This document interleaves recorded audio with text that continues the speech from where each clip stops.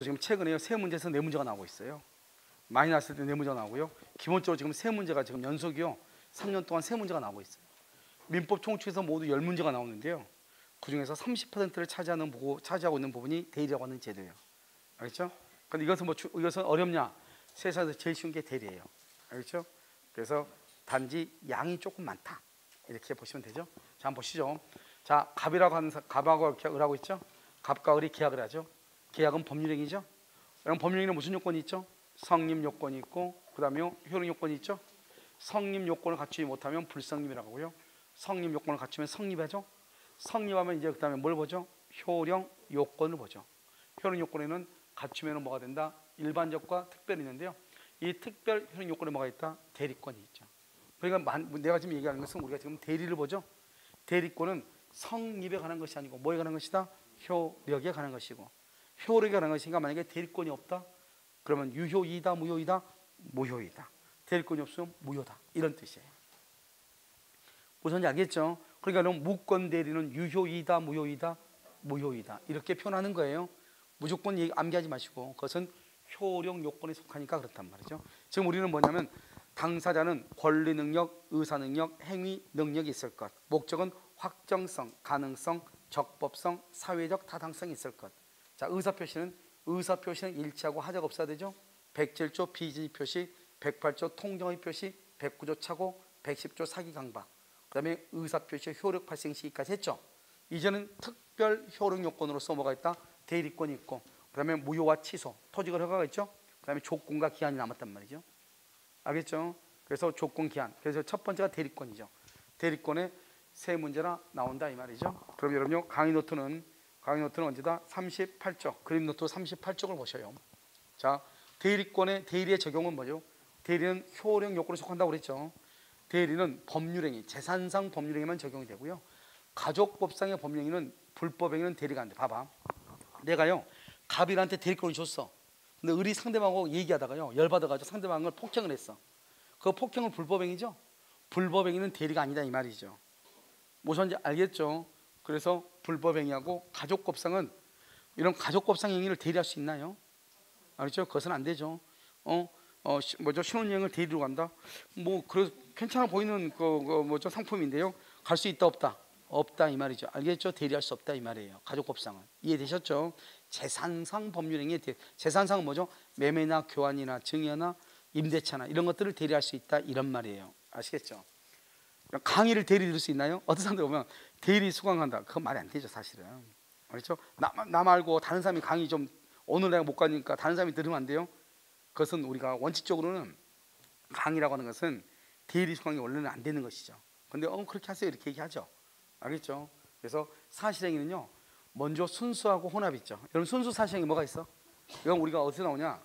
이것은 여러분요, 맨 앞에 우리가 아마 한 4페이지나 어디 거기 어디 나올 것 같은데, 어디냐면 성립요건 앞이니까요, 권리변동 앞이니까 6페이지예요. 6페이지. 그럼 맨 앞에 6페이지 보면은 우리가요, 준법령행위는 표현행위와 뭐가 있다? 사실행위. 사실행위는 순수 사실행위하고 혼합 사실행위. 순수가 뭐죠? 순수 매, 주, 가, 발명. 매정 발견, 주소 설정, 가공, 발명. 이렇게 매주가 발명. 혼합은요, 사부한테 선물한다. 사무관리. 부부의 동거. 무주물 선점할 때 선점. 물건의 인도 또는 유실물 습득. 이것을 사실행위죠. 사실행위는 대리가 허용되지 않아요. 알겠죠? 그래서 노트 6페이지가 되어 있네요. 그 다음에 3번 표현행위죠. 표현행위는 세 가지죠. 의사의 통지, 관념의 통지, 감정의 표시, 세 가지가 있죠.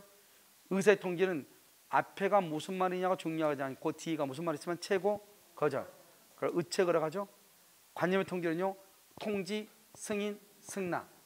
그 다음에 감정의 표시 있죠. 이 두 가지는 대리가 허용이 돼요. 근데 감정의 표시는 용서죠. 용서를 대리한다.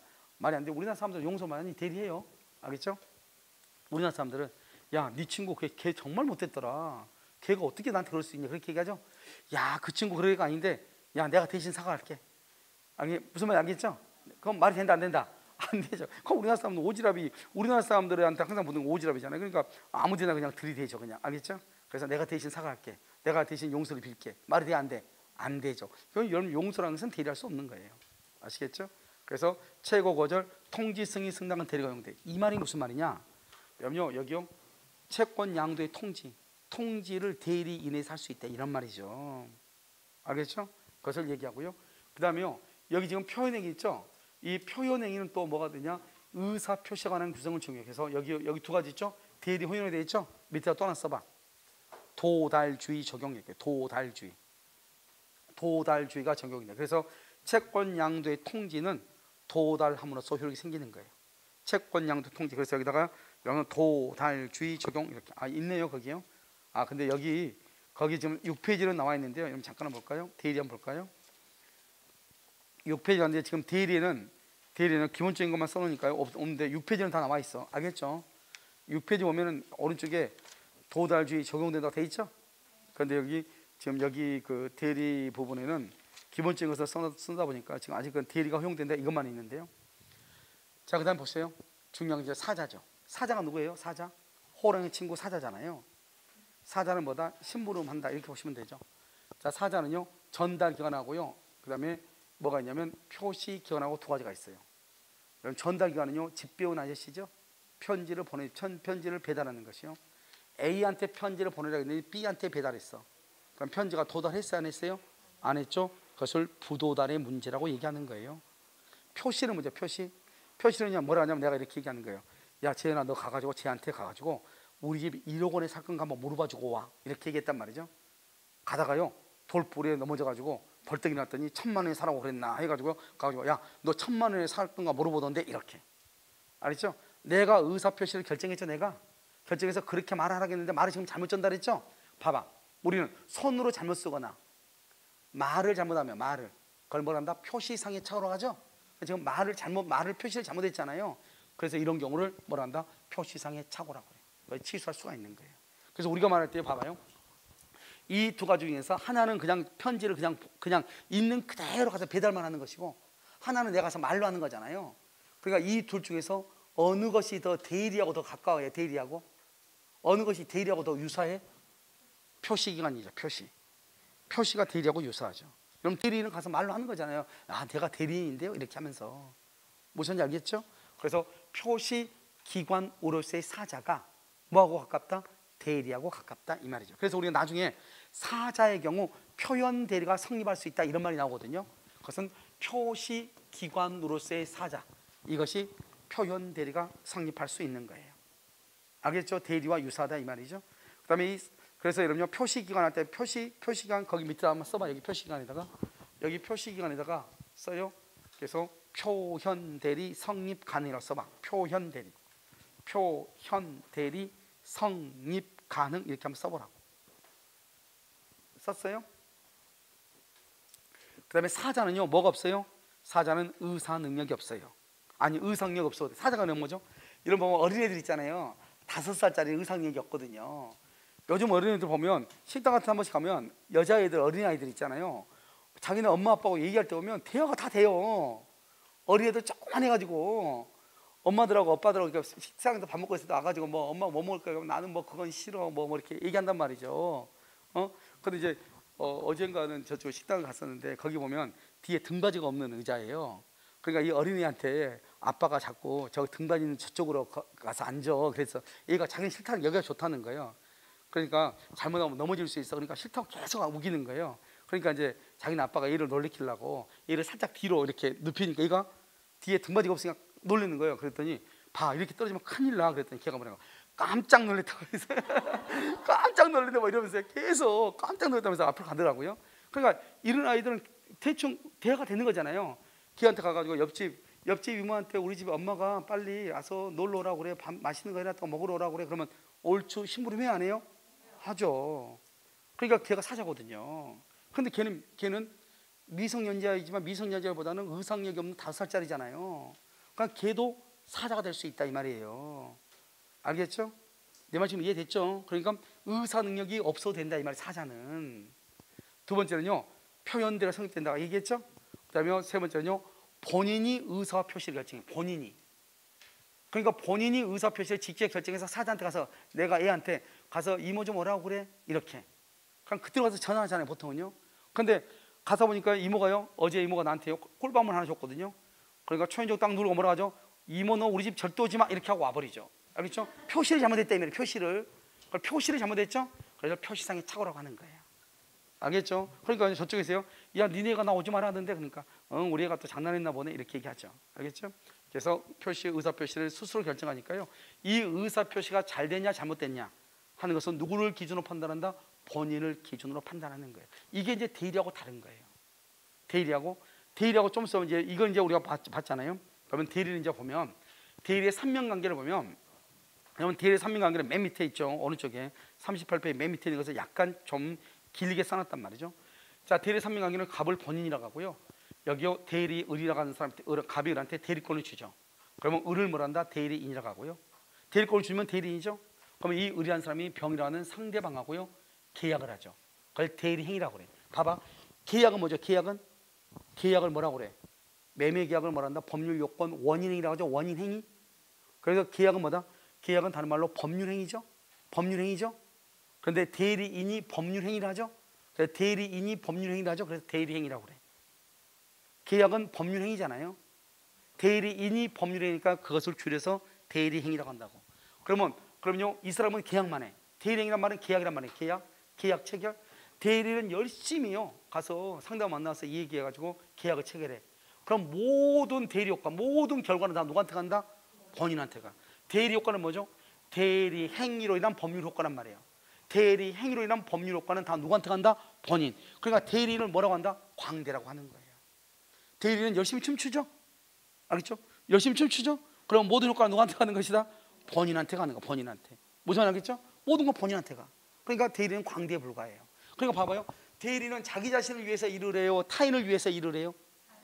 타인을 위해서. 그래서 대리권을 뭐란다? 권리라고 하지 않고 권한이라고 얘기하는 거예요. 그러면 지금부터 여기서 봐, 권리하고 권능하고 권한이라고 하는 것을 지금부터 비교한단 말이죠. 권리하고 권능하고 권한하고. 우리 말하냐? 우리 인간의 신체가 권리죠. 머리 부분, 몸통 부분, 하체 부분을 권능이라고 얘기해요. 우리가 소유권은요 점유할 수 있는 권능이 있고, 사용하고 수익할 수 있는 권능이 있고, 처분할 수 있는 권능이 있다고. 알겠죠? 이런 권능이 모이면 뭐가 이루어진다? 권리가 되는 거예요. 그럼 권리는 뭐로 이루어졌다? 권능으로 이루어졌다 이 말이죠. 그래서 여러분요, 우리가 잠깐 어디를 잠깐 한번 보냐면, 마음대로 넘기지 말고, 알겠죠? 자, 그래서 여러분요 페이지요 94페이지, 페이지 94페이지를 딱 펴니까 거기 뭐가 나와요? 소유권이 나오죠. 여러분 이미 이것은요 우리 그냥 문제풀이 할 때는 한번 봤었는데요, 소유권은 뭐죠? 권리죠. 그래서 권리는요 점유 권능 동그라미 되어 있죠. 빨갛게 되어 있죠. 사용 수익 권능, 처분 권능. 그래서 권리는 뭐로 이루어졌다? 권능으로 이루어졌다. 이걸 알 수 있어. 그러니까 권능이라는 것은 뭐다?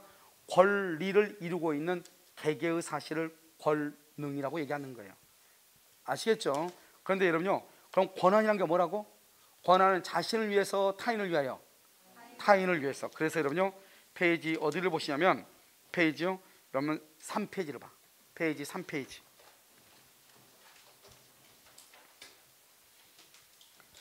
3페이지 봤어요? 여러분 혼자 책을 읽으면 읽어도 안 되는 게, 거기에 해당하는 그 부분의 것이 다른 것을 이해했을 때 가능하니까 강의를 한번 듣고 꼭 책을 읽어야 돼. 알겠죠? 자, 그럼 3페이지 보면 뭐라 나왔죠? 권리, 권한, 권능. 돼 있어 안 돼 있어? 되어 있죠? 그래서 그럼 권한을 봐. 권한. 타인을 위해. 딱 그 한마디가 중요해. 권한이라는 것은 누굴 위해서? 타인을 위해서. 알죠? 자기에게 법률 효과를 귀속시키는 것이 아니고 타인에게 법률 효과를 귀속시킨다 이 말이죠. 타인을 위해. 3페이지 보고 있죠? 그 다음에 권능은 뭐예요? 권능은 방금 권능이겠죠? 권리를 이루고 있는 것이죠. 줄거봐. 권리의 내용을 이루는, 권리를 이루고 있는 개개의 사실들이죠. 점유, 사용, 수익, 처분. 그것을 뭐라 한다? 권능이라고 얘기를 하는 거예요. 그러니까 권능하고 지금 권한이라고 하는 것이 지금 정리가 됐죠. 지금 권한이라는 것은 누굴 위해서? 타인을 위해서. 그러니까 봐봐요, 저하고 우리 학원의 실장님하고 둘이 관계에서는 뭐냐면, 나는 권리지만, 알겠죠? 학원 실장님은 뭘 가지고 있다? 권한을 가지고 있고, 권한을. 자신을 위해서가 아니고 누굴 위해서? 학원을 위해서. 그래서 권한이라고 하는 거예요. 알죠? 그러니까 가서 무조건 무턱대고 아무것도 모르면서 저 실장님은 자기 권리를 마음대로 행사해. 하지마. 그렇게 배웠으니까. 자기의 권리를 무조건 행사하는 것이 아니고 자신의 권한을 이렇게 해야죠. 내 말 지금 이러면 이해되셨나요 지금? 그것을 얘기하는 것이다 이 말이지. 그래서 권리하고 권능하고 권한하고. 됐죠 지금? 다시 그러면요 페이지 어디로 오셔야 되죠? 다시 원래 페이지로 와야 되죠? 자 38쪽으로 오시고. 됐죠? 자 이렇게 되어 있는데요, 여기 보시면 대리권을 뭐라 한다? 권한을 다른 말로 뭐라 한다? 지위라고 그래. 또는 자격이라고 그래. 지위나 자격 똑같은 말인데요, 이렇게 얘기해. 그래서 대리의 삼면 관계다 이렇게 얘기하고요. 그 다음에 봐봐, 이 갑은요, 갑은 아까도 뭐라 했죠? 우리가요 사자에서는요 본인이 의사 표시를 결정을 하잖아요. 사자에서는. 그러니까 본인은 행위 능력이 있어야 돼요. 사자에서 본인은. 여러분 옆에 한번 볼까요? 죄송해요. 여러분 옆에다 좀 써봐요. 거기 사자에다가 여러분요, 사자 옆에 왼쪽 4번 페이지 38쪽에 4번에다가 본인이라고 되어 있죠. 본인 동그라미 되어 있죠. 이 본인은 무슨 능력이 있어야 돼요? 행위 능력이 있어야 돼. 행위 능력. 본인한테 행위 능력. 왜? 본인이 의사 표시를 결정하니까. 자 됐죠? 그런데 여기 봐봐요. 대리에서는요 대리인이 뭘 한다? 봐봐 여기는 대리인의 대리행에 따른 대리 효과는 누구한테 가요? 본인한테 간다는 말이 무슨 말이냐? 본인한테 간다는 것은 대리인은 계약을 열심히 하지만 모든 책임은 본인한테 간다 이 말이죠. 이 말의 뜻은 대리인은 책임을 진다 안 진다? 안 진다 이 말이죠. 대리인은 책임을 지지 않는다 이 말이에요. 따라서 대리인은 뭐는 불필요하다? 행위 능력. 대리인은 행위 능력이 있을 필요가 없는 거예요. 그런데 무슨 능력이 있어야 된다? 의사 능력이 있어야 돼. 대리인이 의사 능력이 없잖아요. 그러면 그것은 유효이다 무효이다? 무효가 되는 거예요. 대리인이 뭐가 없으면? 의사 능력이 없으면 무효가 돼. 그 다음에 의사 표시는 누가 결정한다? 대리인이 결정을 해. 아까 우리 사자는요 누가 결정한다? 본인이 결정하죠. 즉 의사 표시를 본인이 결정해. 그러니까 사자에서 본인은 뭐가 있어야 된다? 행위 능력이 있어야 되죠. 그런데 대리인이 의사 표시를 결정을 하지만 대리인은 자기가 책임을 지는 게 아니라고. 이 대리 효과라는 것은 책임이란 말이죠. 책임은 본인한테 가는 거지 자기한테 오는 게 아니라. 이게 특징이라고. 사자는 모든 책임을 누가 져야 돼? 본인이 져야 되는 거잖아요. 그런데 대리인이 책임지는 게 아니라고. 누가 책임지는 것이다? 본인이 책임을 지는 거라고. 그래서 대리인은 뭐는 필요가 없다? 행위 능력이 필요가 없어. 책임지지 않으니까. 알겠죠? 그런데 무슨 능력이 있어야 된다? 의사 능력. 의사 능력이 없으면 유효이다 무효이다? 무효이다. 그래서 대리인이 의사와 표시를 결정을 한다고. 그러니까 의사 표시에 하자가 있으면 원칙적으로 누구를 기준으로 판단한다? 대리인을 기준으로 판단할 수밖에 없는 거예요. 알겠죠? 그래서 이것을 이제 얘기하는 것이다 이 말이죠. 그런데 여기서 보면 이 본인 갑은 법률 효과의 귀속 주체로서 본인은 권리 능력만 있으면 된다 이렇게 돼 있죠. 자 그럼 봐 무슨 말인지. 자요, 여기 어린아이가 태어나면서요 재앙적으로 태어났는데 의사가 잘못해가지고 어린아이가 태어나자마자요 메스가 너무 깊게 들어가가지고 어린아이요 엉덩이 살을요 약간 스크래치가 났어. 그럴 수 있잖아요. 그러면 이 어린아이는요, 아니 기분 나쁘게 세상 태어나자마자 상처를 입고 태어났잖아요. 기분 나빠 안 나빠? 나쁘죠. 그럼 치료비를 내야 해야 돼? 안 내야 돼? 치료비 받아야 되겠죠. 근데 태어나자마자 상처를 입었으니까 기분 나쁘니까 말이 있어 없어? 태아는 태아가 아니고 신생아는 말이 있어 없어? 말 없어. 기분 나쁘니까 말 안 해 신생아는. 그리고 누가 대신 얘기해야 돼요? 엄마가 법정 대리인이요.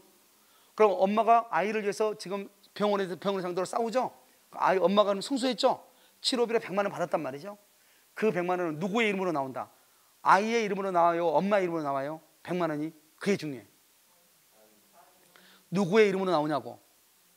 엉덩이 스크래치는 누구한테 났어? 그러니까 아이한테 나오는 거예요. 아이한테. 아이는 뭐예요? 인제 태어났으니까 의사능력은 당연히 없죠. 뭐만 있다? 얘는 권리 능력만 있는 거죠. 우리가 태어난 사람은 다 뭐가 있다? 권리 능력이 있죠. 그래도 걔는 돈 받을 수 있어 없어? 있죠. 기분 나빠 말해 안 해? 안 해. 밥도 안 먹어. 우유 안 먹어. 기분 나쁘니까. 알겠죠? 식음을 전폐. 밥을 안 먹어. 알겠죠? 우유만 마신단 말이에요. 물만 마셔. 그래도 돈은 누구 이름으로 나온다? 아이의 이름으로 나온다 이 말이죠. 그것을 뭐라 한다? 법률 효과의 귀속 주체라고 얘기하는 거예요. 돈을 받는 사람 무슨 능력이 있으면 돼? 권리, 능력이 있으면 된다 이 말이에요. 그런데 만약에 본인 갑이 을한테 대리권을 줄 때는 말로 해야 되잖아요. 그러니까 그때는 행위 능력이 있어야 돼. 그런데 내가 돈을 받는 귀속 주체로서 본인은 권리, 능력만 있으면 된다 이런 뜻이에요. 알겠죠? 그런데 수권행위, 권한을 수유하려면 뭐가 있어야 돼? 행위, 능력이 있어야 돼.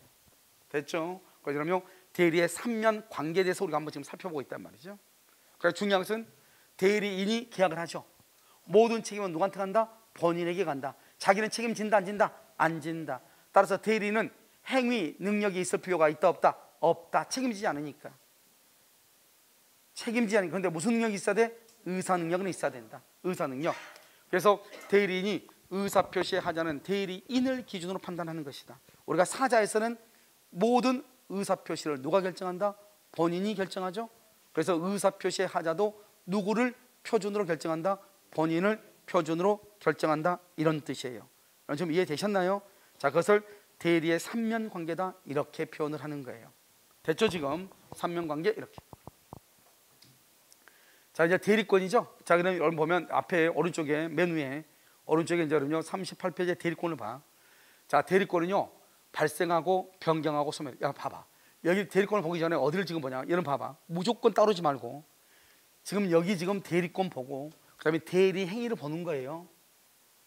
그리고 여기 대리권, 여기 보면 대리권은 뭐죠? 취소권이라든가 해제권이라든가 해제로 인한 원상 회복이라든가 여기다 써봐. 여기다가 대리 효과에다가 취소권 점 찍고 해제권, 취소권, 해제권, 알겠죠? 그다음에 해제권에서 원상 회복 의무 이렇게, 알겠죠? 취소권, 해제권, 원상 회복 의무 이렇게 이런 것들은 다 본인한테 가. 그걸 대리 효과라고 해요. 대리 효과, 그것은 본인한테 가는 거예요. 아시겠죠? 자, 그럼 봐봐. 여기서 여러분들이 보려면 내가 지금 얘기하는 게 뭐냐면 대리권을 보라 이 말이야. 지금 우리가 지금 대리권을 먼저 설명하겠다. 그러고 나서 뭐를 설명하겠다. 그러고 나서 대리 행위를 설명하겠다 이 말이에요. 지금 그냥 무조건 따르지 말고 지금 내가 보는 것은 대리권을 먼저, 이 부분을 먼저 본인하고 대리인 관계를 먼저 설명하겠다 이 말이죠. 그러면 여기다 다 나타날 수 없으니까. 아시겠죠? 자, 그러면 이제 대리권을 봐. 대리권이 항상 발생하고 변경하고 소멸하는 거예요. 여러분들 태어나고 성장하고 죽죠. 발생, 변경, 소멸이라고 해요. 발생은 뭐다? 법정 대리가 있고 임의 대리가 있어. 잘 봐. 법정이라고 하는 것은 뭐냐? 법원이 선임해. 파산 관제인. 그 다음에 법률의 규정이에요. 법률하고 법자하고 정자를 동그라미 해봐. 그걸 법정이라고 그래. 법정, 법률의 규정, 법정. 알겠죠? 뭐가 있다? 친권자. 그 다음에 후견인. 이런 사람들이 법정 대리예요. 친권자. 여러분 혹시 미성년자 자녀가 있으시면 손 한번 들어봐. 미성년자 자녀. 여러분들은요 친권자면서 동시에 뭐다? 법정 대리인. 법정 대리. 알겠죠? 여러분들은 친권자면서 동시에 법정 대리라고. 그래서 우리 법에 뭐라고 되어 있다? 미성년 자녀에 대한 친권자에게는 법정 대리권이 있다고 되어 있어. 알겠죠? 그래서 여러분 법정 대리인이에요. 그럼 여러분요 누가 와가지고 너 누구 아니니? 말자 아니니? 그러죠? 아닌데 나 법정 대리인데 이렇게 가버리면 돼요. 알겠죠? 맞잖아요. 다른 말 아니잖아요. 왜? 괜히 키하고 엮기 싫다 이 말이죠. 가면서 고개 딱 들고, 알겠죠? 나는 법정 대리인인데 이렇게, 알겠죠? 하면 돼. 그걸 법정이라는 것은 법률의 규정이란 말이에요. 그럼 혹시 법률행위가 뭐죠? 법률행위는 뭐예요? 반드시 뭐가 있어야 돼? 법률행위는 의사표시를 필수 불가결의 요소라는 법률 요건이죠. 그러니까 법률의 규정은 민법 제 몇 조죠. 그런데 법률행위는 반드시 뭐가 있어야 돼? 의사표시가 있어야 돼. 의사표시, 말로 하는 거죠. 그러니까 법률의 규정하고 법률행위는 전혀 다른 말이다 이 말이죠. 법률행위에 의한 대리를 임의대리라고 하는 것이고, 말로 하는 거니까 법에 규정된 것을 무슨 대리라고 그래? 법정대리라고 하는 것이고, 법률행위를 뭐라고 한다? 임의대리다 이렇게 얘기해. 거기 보면 강의 노트 보면 법률행위 누리끼끼 하게 돼 있죠. 중요하다 이 말이에요. 알겠죠? 몇 번을 얘기하는데도 불구하고 계속 헷갈려 사람들이. 알겠죠? 그럼 이런 것들이 어떻게 그러면 구성이 되어 있는지 여러분요 한번 볼까요? 자, 39페이지 바로 밑에 쪽 봐봐. 39페이지. 39 바로 밑에 페이지 맨 밑에 대리권의 소멸이라고 돼 있어요. 39페이지 대리권의 소멸이라고 돼 있어. 오케이. 거기에서 동그라미 2번 봐봐. 동그라미 2번 뭐라고 돼 있어? 법률 행위에 의하여 대리권이 수여된 경우. 법률 행위에 의하여 대리권이 수여됐다. 이걸 무슨 대리라고 한다? 이걸 임의대리라고 하는 거예요. 이걸 법정 대리라고 하는 순간 난리가 나는 거예요. 알겠죠? 무슨 대리라고 한다? 임의대리다 이렇게 얘기해. 임의대리다 이렇게. 무슨 말인지 지금 이해됐죠? 무조건 읽으면 큰일 나. 무조건 읽으면. 자, 페이지요. 45페이지. 페이지 45페이지를 봐. 페이지 45페이지 봤어요? 거기 보면 복대리에서 2번 임의대리인의 복인권이라고 되어 있나요? 45페이지 보고 있죠? 임의대리 복인권 큰 글씨. 동그라미 2번 뭐라고 되어 있어? 대리권이 뭐에 의해서? 법률 행위에 의해서 부여됐다. 법률 행위. 법률 행위. 무슨 대리라고 한다? 임의대리라고 그래. 밑에 이러면 밑에 큰 글씨는 법정 대리잖아요. 임의대리하고 법정 대리는 전혀 다른 거예요. 법률 행위에 의해서 주어졌다 그랬는데 그것을 법정 대리로 읽으면 큰일 나는 거라니까. 알겠죠? 정답이 7,000포로 빠져. 3,000포 사람들이 자기네 3,000포로 빠진단 말 하지 말라고 그랬어. 알겠죠? 그러니까요 5,000포로 빠진다 이 말이죠. 이해됐나요 지금? 그래서 잘 봐. 법률 행위란 말하고 법률의 규정이라고 하는 말은 전혀 다른 말이다. 아시겠죠? 법률의 규정은 무슨 대리다? 법정이고 법률 행위는 무슨 대리다? 임의대리다. 이것을 정확하게 구분을 먼저 하시고, 자 그러면 법률 행위는 모두 뭐가 있어? 반드시 뭐가 있어야 돼? 의사표시. 의사표시 하나이면 뭐? 단독. 두 개이면? 계약. 두 개 이상이면? 합동행위죠. 단독, 계약, 합동행위. 아까 우리 6페이지 나오잖아요. 6페이지에 6페이지 보면 법률 사실 나오죠. 그 법률 사실을 보면은 오른쪽 위에 보면 의사표시 한 개면 단독, 계약, 합동이 나오잖아요. 그러니까 단독과 계약과 합동행위를 묶어서 법률행위라고 하죠. 그러니까 이 법률행위는 두 가지가 있다 이 말이죠. 합동행위는 시험에 안 나온다고 그랬죠. 단독하고 계약이 있다 이 말이죠. 그러니까 단독은 뭐냐? 본인의 일방적 의사표시. 일방적이란 말은 의사표시가 하나가 있다 이 말이 그걸 단독이라고 그래. 일방적 의사표시한 수권. 수권은 뭐죠? 수권 동그라미하고 권한을 수여 이렇게. 권한을 수여. 권한을 수여하는 것을 수권이라고 그래. 권한을 수여하는 행위, 그것을 뭐라고 한다? 수권행위다 이렇게 얘기해. 수권행위다 이렇게. 권한을 수여하는 행위다 이런 말이죠. 무슨 말인지 알겠죠? 그래서 수권행위 이렇게 얘기를 하는 것이죠. 자, 임의대리 했죠? 임의대리 이렇게요. 그래서 수권행위 이렇게 하고요. 그 다음에 법률행위, 여기요 본인은 제한능력자임을 이유로 수권행위를 취소할 수 있어. 본인은 취소. 왜요? 수권행위를 누구한테 주는 거다? 본인이 대리한테. 본인이. 그러니까 본인이 취소하고 써. 여기 가로 요건 없어. 대리인은 취소했어. 대리인은 수권행위를 취소할 수 없어요. 왜? 수권은 권한을 수여하는 것은 누구한테 주는 것이다? 본인이 대리인에게. 대리인은 권한을 수여할 수 있다 없다? 없죠. 그래서 대리인은 취소를 못해. 자, 두 번째 계약이죠. 계약. 여러분 가장 대표적인 게 대리권이 뭐가 있어요? 위임장이죠. 위임장 주죠. 그래서 위임 계약이라고 그래요. 위임 계약. 위임장 주는 거 있잖아요. 그러면 이 위임 계약을 뭐란다? 계약은 뭐죠? 법률 요건, 원인이다, 결과다. 이런 봐봐요. 여기 봐봐. 자, 민법 총칙 첫 시에 나오죠. 청약과 승낙에서 계약을 하죠. 계약을 법률 요건이죠. 법률 요건을 뭐라고 한다? 원인행위다. 원인. 법률 요건은 원인이다. 그래서 원인된 법률 관계라고 그래. 왜 원인된 법률 관계냐? 여러분요, 페이지 2페이지 봐봐. 맨 앞에 페이지 여러분요 2페이지 보시면 페이지 2페이지 그림 보여요? 자, 청약과 승낙에서 계약이 이루어지죠. 계약을 법률 요건이라고 하죠. 법률 요건을 말한다? 원인이라고 얘기하죠. 이러한 원인에 의해서 결과로서 법률 효과, 권리와 의무가 나오죠. 권리와 의무를 왼쪽에 뭐라고 한다? 권리 의무 관계죠. 권리 의무 관계를 줄여서 뭐다? 권리 관계죠. 권리 관계를 줄여서 뭐란다? 법률 관계죠. 그러니까 이것을 한꺼번에 묶어서 뭐란다? 원인된 법률 관계. 다른 말로 뭐라고 한다? 그것을 계약이다 이렇게 얘기한다 이 말이죠. 이해되셨나요 지금? 알겠죠? 그렇게 봐. 그래서 원인된 법률 관계 이렇게. 위임 계약 이렇게. 그러니까 우리가 임의대리는 본인의 수권 행위와 위임장을 써줘. 위임장. 위임 계약에 의해서 대리권이 수여된다. 이것을 무슨 대리라고 한다? 임의대리다 이렇게. 임의대리. 다시 38페이지로 와야 되겠죠. 그래서 임의 대리다 이렇게 얘기를 해. 됐나요 지금? 아무 말도 아니죠. 간단한 문제니까요. 자, 그 다음에요. 변경은요. 대리권의 일정한 범위가 주어져. 왜냐면 우리가 대리권 주면서 무조건 너 다 해 그러진 않죠. 내 집을 저당 잡히고 1억 원을 빌려와 이 말이죠. 그걸 대리권의 범위죠. 그 1억 원을 빌려오면 누구한테 그 돈을 줘야 돼요? 본인한테 줘야 되죠. 대리인이 본인한테 그 돈을 주지 않고 자기가 사용할 수 있죠. 그것을 대리권의 남용이라고 얘기해. 그럼 대리권의 남용이 있으면 본인한테는 이익이다 손해다? 손해죠. 그럼 본인은 대리권의 범위를 넓혀야 돼요? 좁혀야 돼요? 좁혀야 돼. 그것을 대리권의 제한이라고 얘기하는 거예요.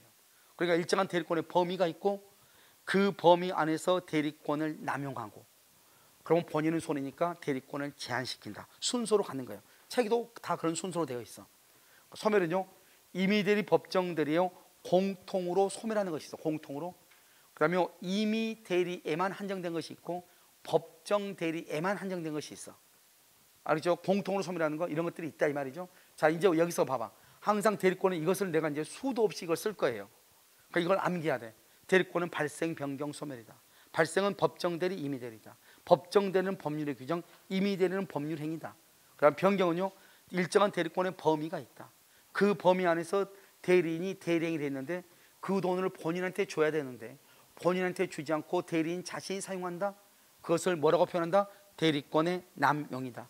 대리권의 남용이 있으면 본인한테는 이익이다 손해다? 손해다. 그래서 본인은 대리권의 범위를 넓힌다 좁힌다? 좁힌다. 그걸 뭐라고 한다? 대리권의 제한이다.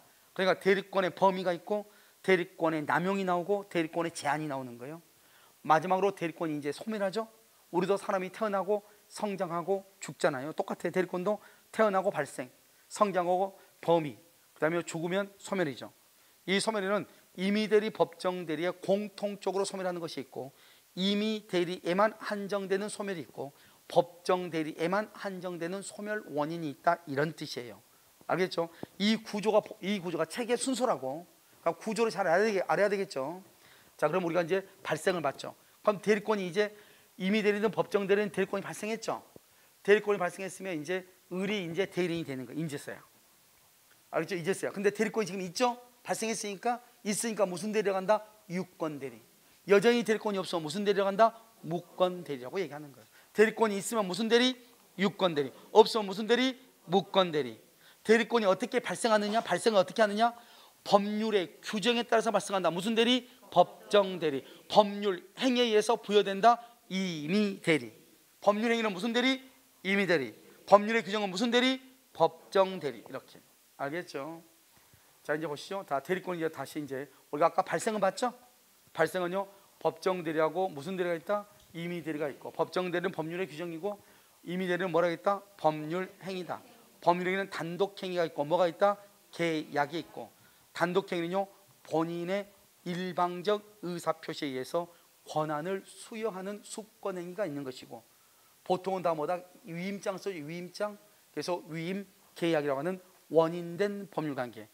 여러분 계속 들으면서 반복적으로 들으면서 암기가 돼야 돼 용어가. 알겠죠? 그래서 위임 계약 원인된 법률 관계가 있다. 자, 그다음에 대리권의 범위가 중요하죠. 이 범위냐 남용이냐 그다음에 제한이냐 이 말이죠. 그다음에 이 범위가 불분명하다. 그러면 118조로 가는 것이고 이런 우리 대리권 남용을 이미 했었는데 비진입 표시에서 비진입 표시는 원칙적으로 표시대로 효력이 있는데 상대방이 알았거나 알 수 있었을 때는 무효로 한다. 비진입 표시를 유추 적용한다 이런 말을 했단 말이죠. 알겠죠? 그래서 107조 비진입 표시를 뭘 한다? 유추 적용한다 이렇게. 마치 아닌 것처럼요. 쳐다보니까 그것을 해주면 24페이지를 한번 봐봐. 24페이지. 여기 변경에다가 페이지 24 참고라고 해야 되겠죠? 페이지 24 참고. 24페이지요. 맨 가운데 봐봐. 예외. 알았거나 알 수 있었을 때는 비진입 표시는 무효이죠. 무효잖아요. 그런데 지금 뭐라고 나왔어? 대리권 남용이라고 나왔나요? 대리권 남용도 원칙적으로 누가 책임진다? 본인이 책임을 지지만 대리권 남용 사실을 상대방이 뭐를 했거나 알았거나 알 수 있었을 때는 본인은 책임을 진다 안 진다? 안 진다. 비진입 표시에 관한 규정을 유추 적용한다 이렇게 얘기하는 거잖아요. 그러니까 유추 적용할 수 있다 이 말이고요. 자, 대리권의 제한은 두 가지가 있어요. 하나는 자기계약 쌍방대리 금지가 있고, 그다음에 무슨 대리다? 공동대리. 이렇게 두 가지가 있어. 자기계약 쌍방대리 금지, 공동대리. 이렇게. 알겠죠? 두 가지가 있고요. 위반시 뭐가 된다? 당연히 무권대리가 되죠. 무권대리가 되고요. 소멸에는요 또 세 가지. 계속 지금 내가 지금 왜 얘기하냐, 지금 이제 이 부분을 공부하기 위해서 지금 이렇게 밑밥을 깔고 있는데, 우리가 이제 발생이냐 변경이냐 소멸이냐 이것을 암기하란 말이죠. 목차를. 발생은 법정 대리는 법률 규정, 임의 대리는 법률 행위. 그 다음에 변경은요 일정한 대리권의 범위가 있고, 범위 안에서 대리권을 남용하고, 남용하면 본인한테 소리니까 본인은 대리권을 제한을 시키고, 마지막으로 소멸하죠. 소멸은 임의 대리, 법정 대리에 공통적으로 소멸하는 것이 있고, 임의 대리에만 한정된 것이 있고, 법정 대리에만 한정된 것이 있다, 이런 말이에요. 이해되셨죠 지금? 자, 지금은 그래서 지금부터 이제 여기서 이제 봐. 대리권의 변경에서 일단 범위 보고, 남용 보고, 제한 보고 순서대로 갈 거예요. 알겠죠? 자, 이제 범위 나왔잖아요. 그러니까 무조건 보지 말고 발생 변경 소멸에서 지금 범위를 지금 보려고 지금 계속 여러분들이 지금 여기요 어디를 하고 있는지 주소는 알고 따라와야 될 거 아니에요. 대리권의 범위를 본다 이 말이에요. 알겠죠 지금? 자, 대리권의 범위는요 명확하냐 불분명하냐. 대리권의 범위가 명확하다. 대리권의 범위 아니냐 바뀌냐 이 말이죠. 여러분 대리권의 범위 아니다 그러면 범위 안에 들어온 것은 모두 다 누가 책임진다? 본인이 책임을 져. 무조건 본인이 책임을 져. 대리권의 범위 바뀌다? 그럼 본인은 책임진다 안 진다? 원칙적으로 안 져. 물론 표현대리가 성립할 여지가 없는 것은 아니지만 원칙적으로 대리인이 책임을 지고 본인은 책임지지 않는 것이 원칙이에요. 그러니까 우리가 대리권의 범위를 따지는 이유가 뭐겠어요? 어느 범위까지 본인이 책임지고 어느 범위는 본인이 책임을 지지 않을 것인가, 그 기준을 설정하는 거잖아요. 그러니까요 우리가 대리권의 범위를 따진다고 하는 것은 본인의 책임 범위하고 똑같아. 알았죠? 범위 안에 들어오면 모두가 다 누가 책임을 져? 본인이. 범위를 벗어나면 원칙적으로 본인은 책임을 진다 안 진다? 안 진다, 이런 말이죠. 알겠죠? 그러면 대리권의 범위 안은 뭐냐? 계약 체결. 계약을 대리인 본인이요 봐봐. 본인이라는 사람이 갑이요, 갑이 있고 병이 있고 여기 을 있잖아요. 갑이한테 계약 좀, 내 집 좀 팔고 와라. 계약만 하고 와라. 계약만. 그럼 이 사람이 계약만 하면 계약서만 써야 되잖아요. 그러면 계약금 있고 중도금 있고 잔금이 있잖아요. 그러면 이 상대방은 보통 누구 통장에다 돈을 넣죠? 본인 통장에 넣어요? 대리인 통장에 넣어요? 본인 통장에 넣죠. 계약금, 중도금, 잔금을 이렇게 넣죠. 그런데 이 사람이 본인한테 넣지 않고 대리인한테 계약금, 중도금, 잔금을 집어넣었다 이 말이에요. 대리인 통장으로.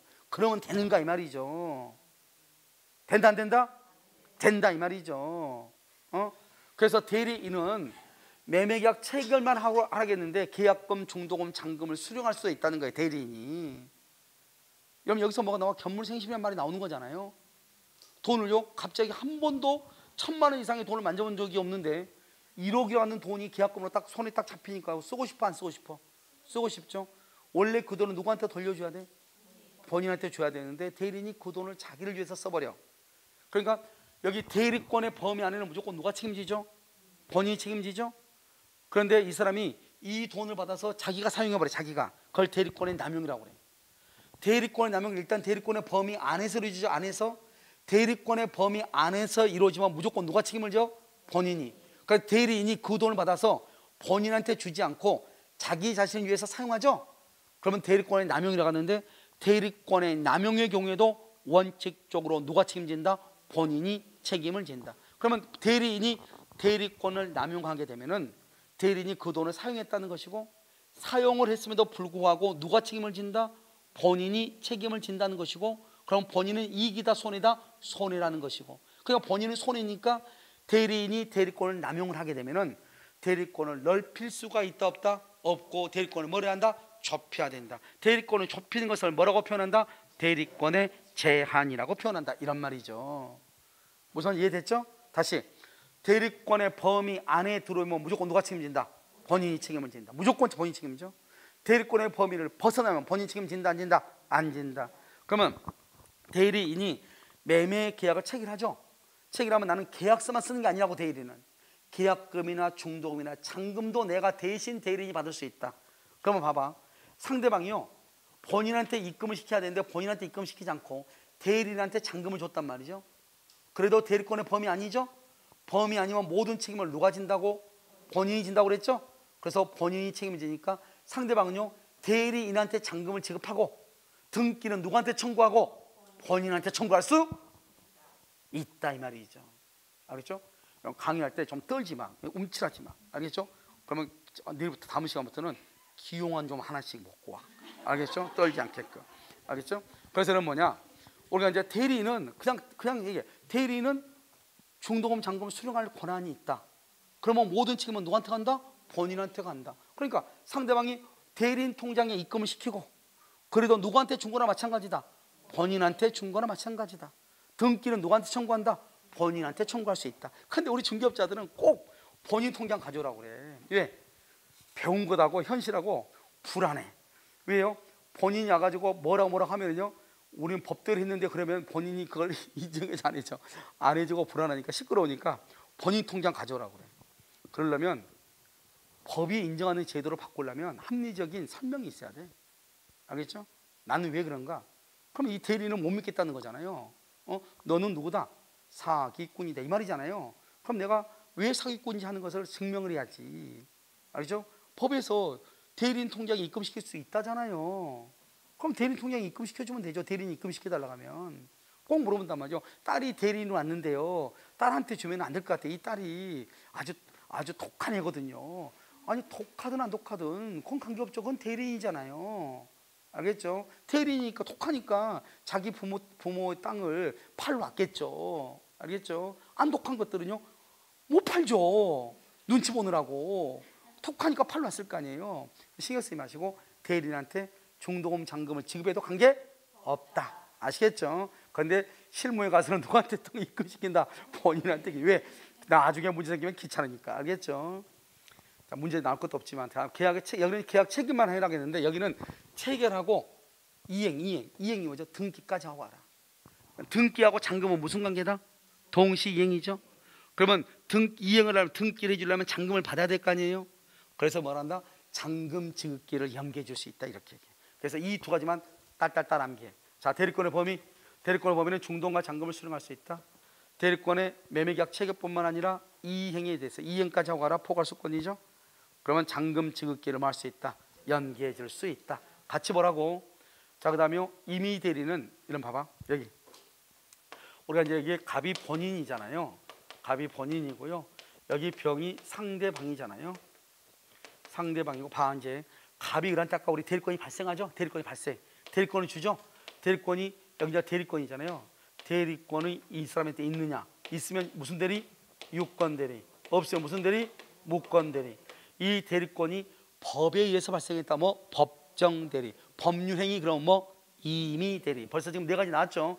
무조건 들이대지 말고 우리가 여자들도 뭐죠? 구별하는 기준이 있어. 결혼 안 하면 나이가 있고 없고 떠나가지고 다 아가씨야. 처녀잖아요. 그렇지 않아요? 우리는 보통 그렇게 하죠. 결혼했냐 안 했냐에 따라서. 나이가 어려도 결혼하면 일단 어디에 반열에 들어선다? 아줌마의 반열에 들어서는 거잖아요. 아무리 나이가 있어도 결혼하지 않으면 어느 위치에 있다? 그것은 처녀의 위치에 있는 거잖아요.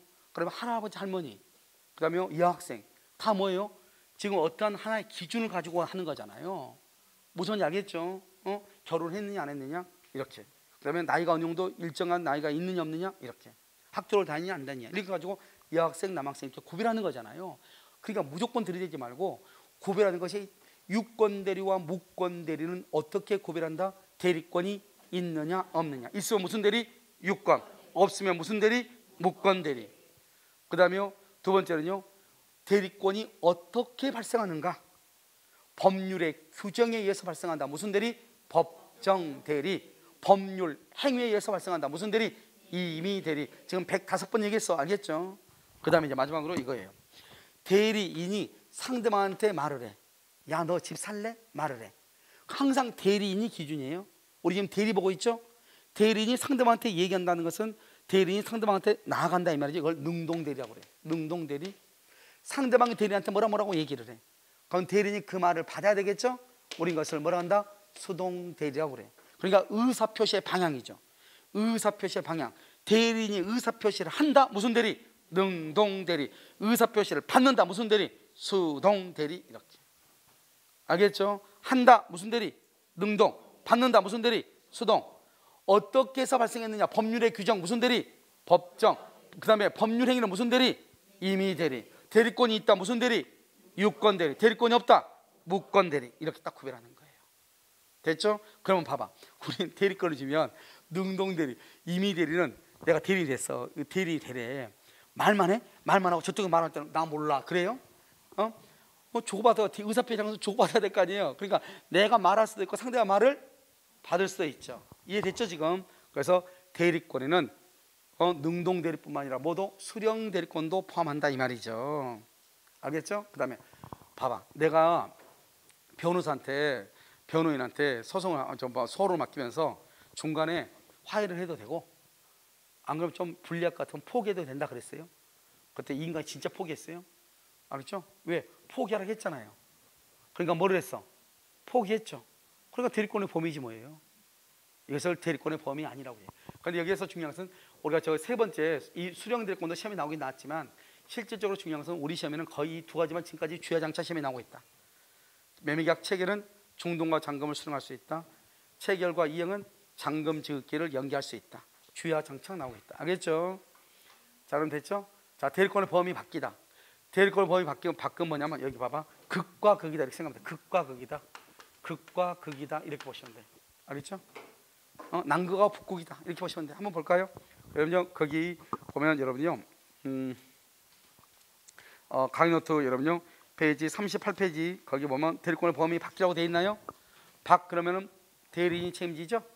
본인은 책임진다 안 진다? 안 지죠. 한번 볼까요? 여기요, 매매계약 체결이죠. 체결의 반대가 뭐예요? 해지하면 돼 안 돼? 안 되죠. 그러니까 극과 극이잖아. 봐봐, 여기 봐봐, 체결은 중동과 잔금을 수령할 수 있지만 계약을 체결하라고 했는데 해지는 안 된다 이 말이죠. 해지하게 되면 무효가 되니까. 됐죠? 두 번째는 뭐죠? 처분, 매도. 집 좀 팔고 하라 그랬더니 인간 집 팔고 나서 돈이 있잖아요. 그 돈으로 다른 집을 또 사온 거예요. 매수 돼 안 돼? 안 되죠. 집 팔고 하라는데 사오면 안 되죠.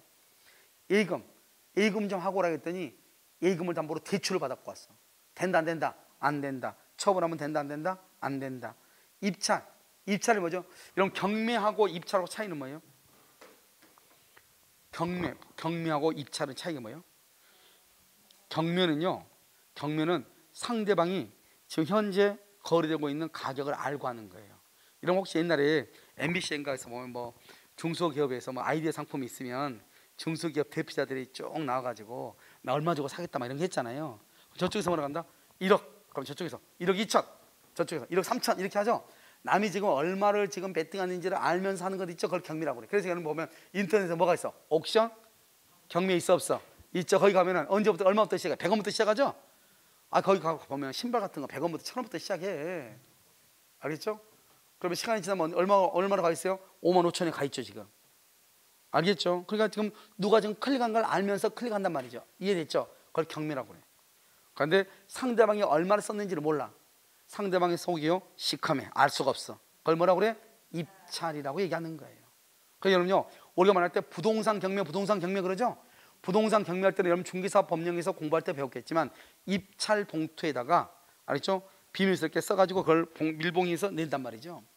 알겠죠? 그 말은 부동산 경매를 원래는 경매가 아니고 뭐라고 해야 돼? 부동산 입찰이라고 해야 돼. 근데 모든 사람들이, 우리나라 국민들 다 뭐라고 알고 있어? 경매라고 그냥 얘기해 그냥. 그래서 그냥 법원이 해보다 안 돼가지고 그냥 두 가지 용어를 혼용할 수 있다고 해놨어. 알겠죠? 사람들이 다 뭐라고 그래? 입찰이란 말이에요? 입찰은 어디가 입찰이에요? 강급 입찰할 때, 강급. 그러니까 국가라든가 지자체들 같은 데 할 때는 우리 뭐라 보러 간다? 입찰 보러 간다 그러죠? 그게 바로 정상인 거야. 왜? 상대방의 가격을 알아 몰라. 모르고 지금 전자입찰이라고 하죠. 전자입찰. 남이 얼마나 썼는지를 모르고 나도 써낸 걸 입찰이라고 한단 말이죠. 그게 정상이라고요. 근데 희한하게 강급공사 할 때는 다 입찰이라고 하고, 알겠죠? 법원에 간 것은 경매라고 그래. 알겠죠? 큰 문제는 있다 없다? 없이 무슨 말인지 알아들으면 된다, 이런 뜻이죠. 알겠죠? 뭐 법이란 거 대단한 것도 아니고요. 그러니까 입찰을 봐라고 그랬어. 경락 봐라 이 말이죠. 근데 입찰 봐온 것을 저쪽에서 치하 좀 해달라니까 치하에 동의했어. 치하를 해버렸어. 입찰을 했는데 치하를 했어. 된다 안 된다? 안 되죠. 누가요? 내가 빌려준 돈은 누가 갚는데 그냥 좀 받아와라. 영수 내 대신 가서 돈 좀 받아와. 이 인간이 가가지고 면제를 하고 왔어. 된다 안 된다? 안 되죠. 그러니까 뭐 간단하잖아요. 그 다음에요, 판결금. 내가 소송을 해서 내가 승소를 했어. 그래서 판결금을 수령하고 오라 했더니 이 인간이 가가지고 뭐하고 왔어? 비용을 포기하고서 포기. 된다 안 된다?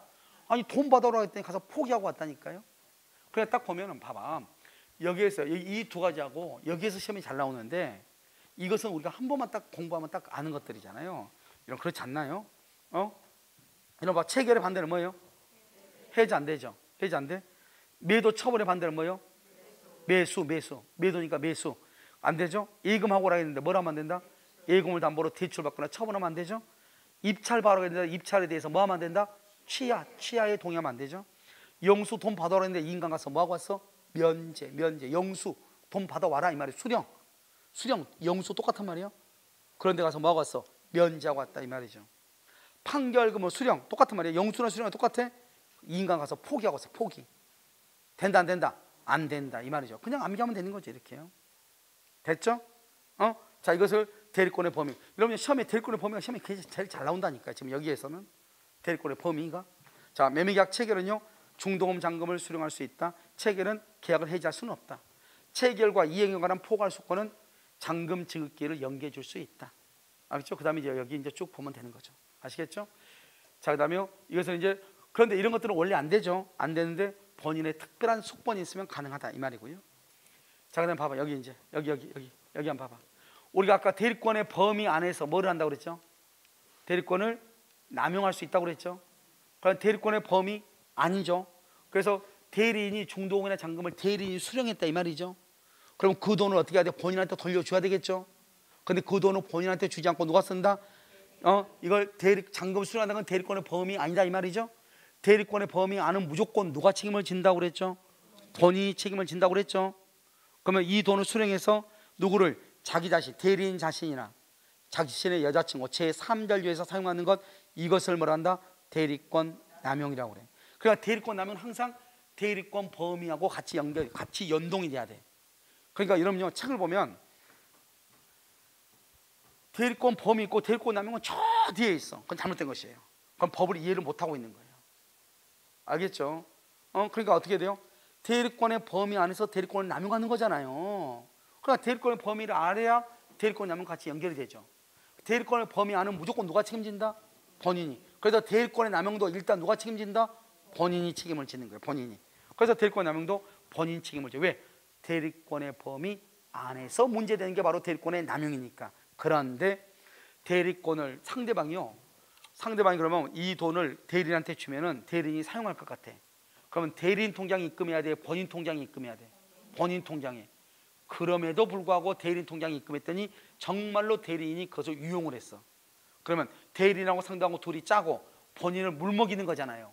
이런 경우까지 본인 너가 책임져라. 그러면 돼 안 돼? 안 되죠. 그러니까 상대방이 대리인이 이 돈을 대리인에게 주면은 대리권을 남용할 것 같다. 이 돈을 사용할 것 같다 이 말이죠. 남용할 것 같은 사실을 뭘 했거나 알았거나 알 수 있었다. 알았거나 알 수 있었으면 대리인한테 돈을 주면 안 되죠. 그런데 대리인한테 돈을 줬더니 정말로 대리인이 사용을 했어. 이런 경우에까지 본인한테 책임을 져라. 그러면 돼 안 돼? 안 된다 이 말이죠. 그래서 대리권 남용 사실을 상대방이 대리권을 남용한다는 사실을 여기 봐봐. 자, 이제 보면 대리권 남용을 이제 봐요. 대리권의 범위 아니죠. 대리권의 범위 안에서 대리인 자신이나 제3자를 위해서 사용하는 것을 뭐라 한다? 대리권 남용이죠. 이 대리권 남용은 원칙은 누가 책임진다? 본인이 책임져. 왜요?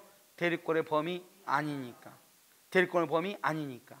그런데요, 상대방이 대리권 남용 사실을 뭘 했거나 알았거나 알 수 있었다. 이런 경우는 본인 책임진다 안 진다? 안 진다. 여기서 알았거나 알 수 있다는 말은 어디에서만 나온다? 비진위 표시. 비진위 표시. 그래서 뭐라 한다? 이것을 비진위 표시를 유추 적용한다 이렇게. 그건 무슨 말이냐? 대리권 남용의 경우에 비진위 표시에 관한 규정이 유추 적용될 수 있다 이런 말이죠. 아시겠죠? 자요. 그런데 대리권 남용은 무권 대리는 절대로 아니에요. 대리권을 남용했다고 해서 무권 대리가 안 된다고. 왜요? 대리권 남용은 어디에서 이루어진다? 대리권 범위 안에서. 그래서 여러분 나중에 시험이 뭐라 나오냐?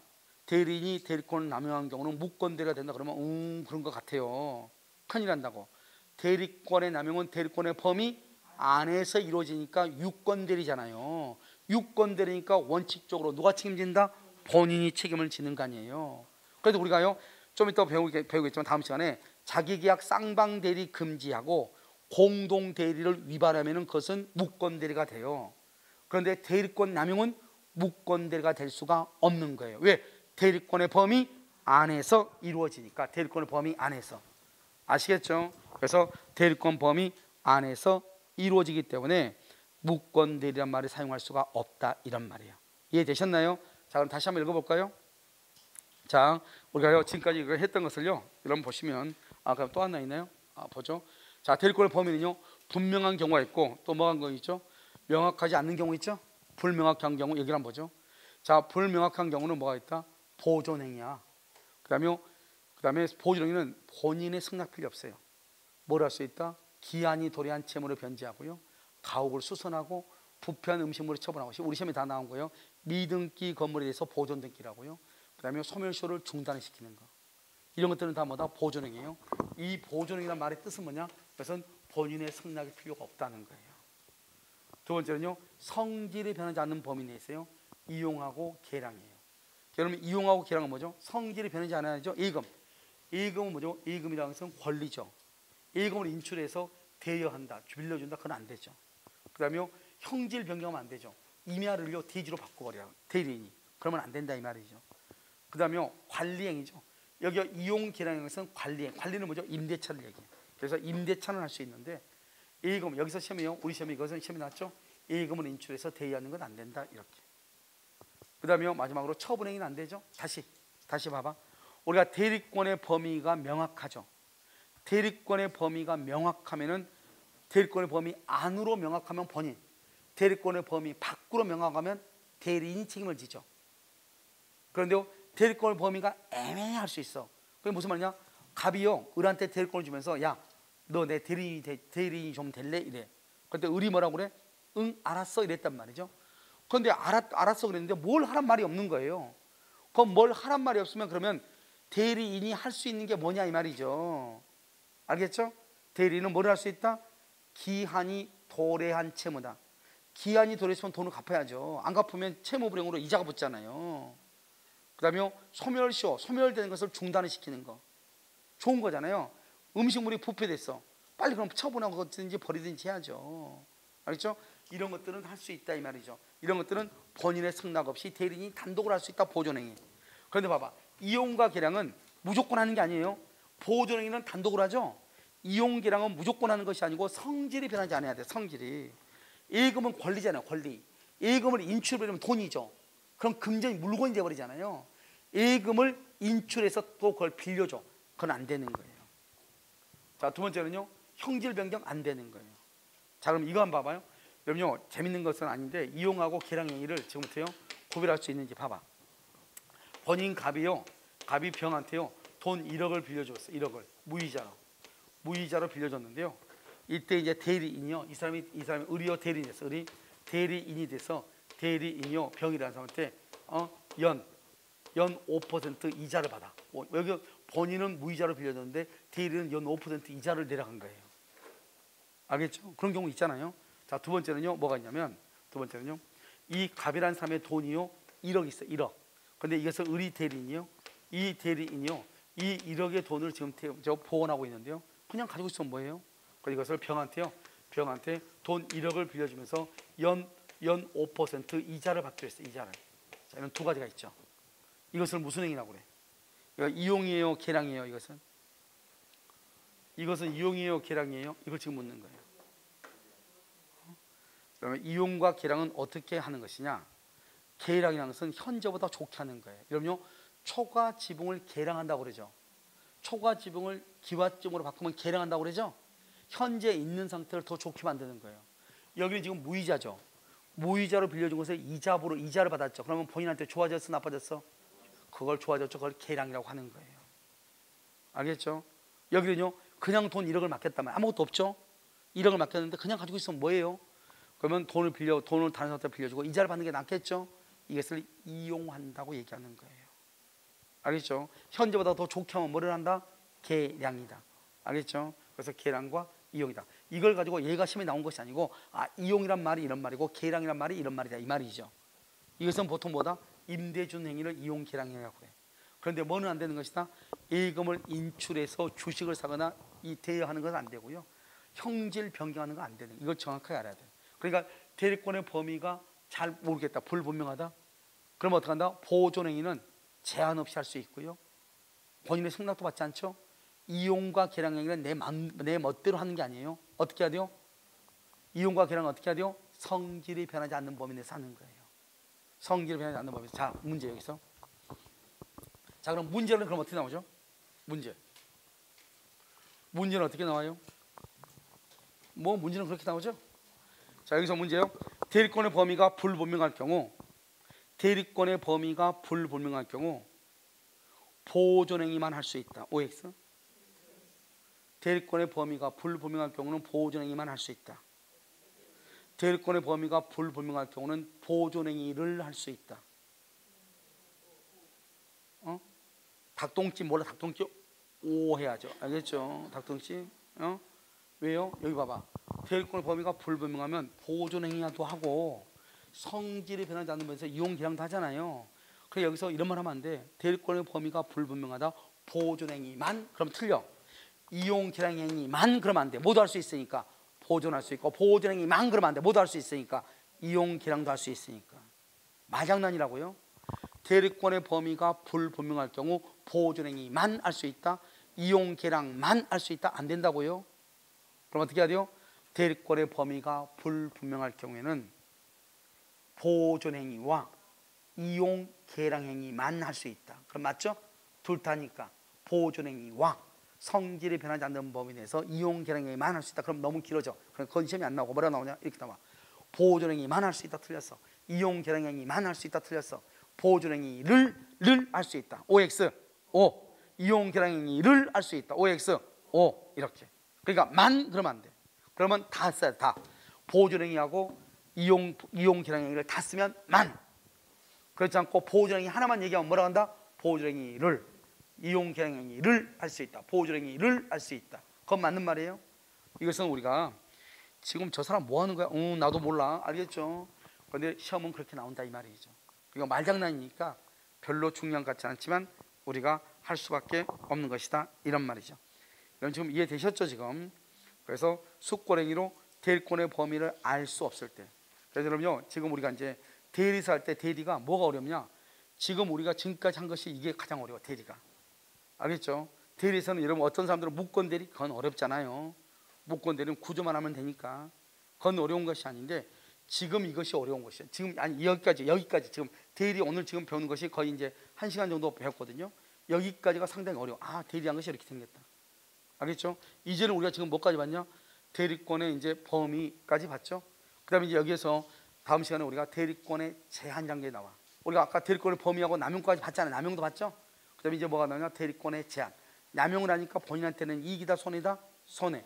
이제는 제한을 보는 것이. 알겠죠? 자, 그럼 다시 한번 봐봐. 여러분요, 우리가 대리는 재산상 법률행위만 인정이 되고요. 가족법상 법률행위라든가 불법행위, 사실행위는 적용되지 않고요.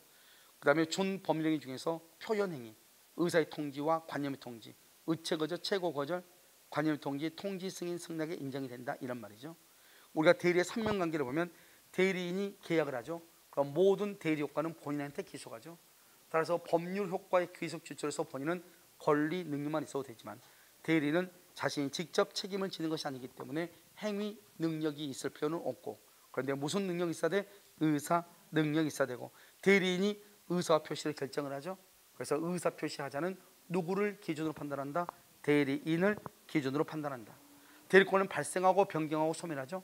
발생에는 법정 대리와 임의 대리가 있고, 법정 대리는 법률의 규정, 법원이 선임하는 경우가 있죠. 법률 행 뭐죠? 임의 대리는요 법률 행위죠. 법률 행위에 의해서 선임이 되죠. 단독 행위로서 본인의 일방적 의사 표시로서 수권 행위가 있고, 계약으로서는 위임 계약이라고 하는 것이 있죠. 이 계약은 법률 요건으로서 원인 행위죠. 그래서 원인된 법률 관계다 이렇게 얘기를 하는 것이죠. 알겠죠? 그다음에 대리권의 범위죠.